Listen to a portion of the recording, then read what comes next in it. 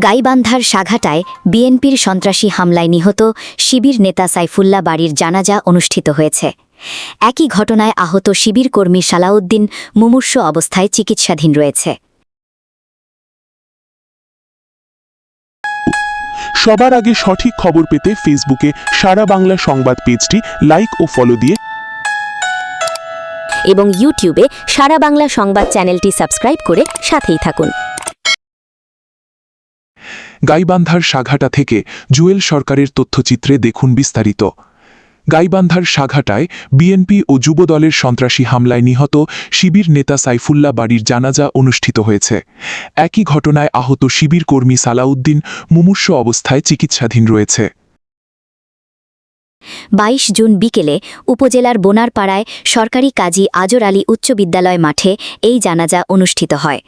এতে তীব্র নিন্দা প্রতিবাদ জানিয়ে জানাজা পূর্বে সংক্ষিপ্ত বক্তব্য রাখেন জেলা জামায়াতের আমির ও গাইবান্ধা সদর আসনের এমপি আব্দুল করিম সরকার সহ সিনিয়র নেতৃবৃন্দ।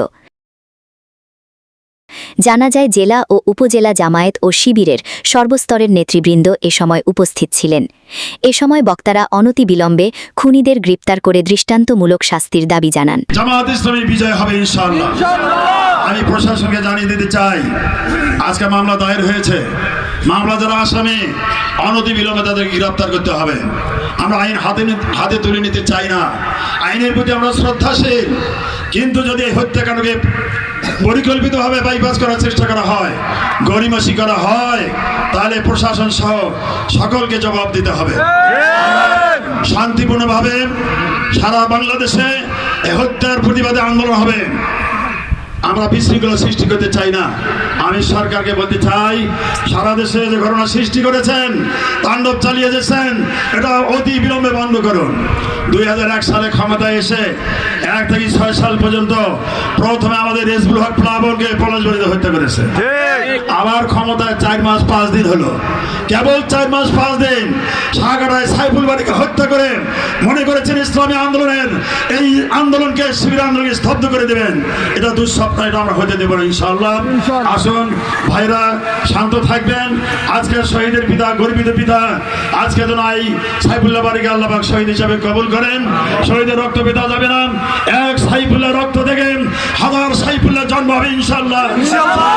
জানেন শহীদের আমাদের মাঝ থেকে একজন ভাই শহীদ হয়েছেন। আল্লাহ তাআলা বলেছেন যে ওয়ালা তাকুলু লিমান ইউকতালু ফি সাবিলিল্লাহি আমওয়াত বাল আহইয়াউ ওয়ালাকিন লা তাশউরুন। যাদের শহীদ করা হয়েছে তাদেরকে তোমরা মৃত বলো না, বরং তারা জীবিত। আমরা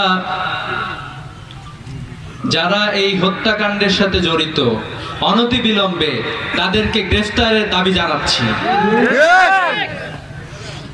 যারা বাংলাদেশের সুন্দর পরিবেশকে নষ্ট করতে চায়, শিক্ষা প্রতিষ্ঠানে গিয়ে শিক্ষকদের উপরে হামলা করতে যায়, যারা প্রতিবাদ করতে আসে প্রতিবাদী যুবকদেরকে থামিয়ে দিতে চায়, তাদেরকে বলতে চায় বাংলাদেশের প্রতিবাদী যুবকদেরকে কেউ থামিয়ে রাখতে পারবে না।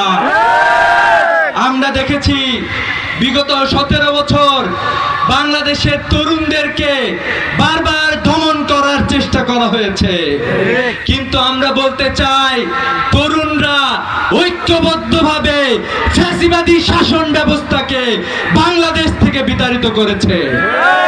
আপনারা যারা এখনো ফ্যাসিবাদী শাসক গোষ্ঠীর শাসন থেকে শিক্ষা গ্রহণ করেন নাই, তাদেরকে বলতে চাই যারা ইসলামী ছাত্র শিবিরকে অত্যাচার করে, নির্যাতন করে, শহীদ করে ভাবতে চান ইসলামী ছাত্র শিবিরকে থামিয়ে রাখা যাবে, তাদেরকে বলতে চাই আপনারা ভুলের স্বর্গে বসবাস করছেন।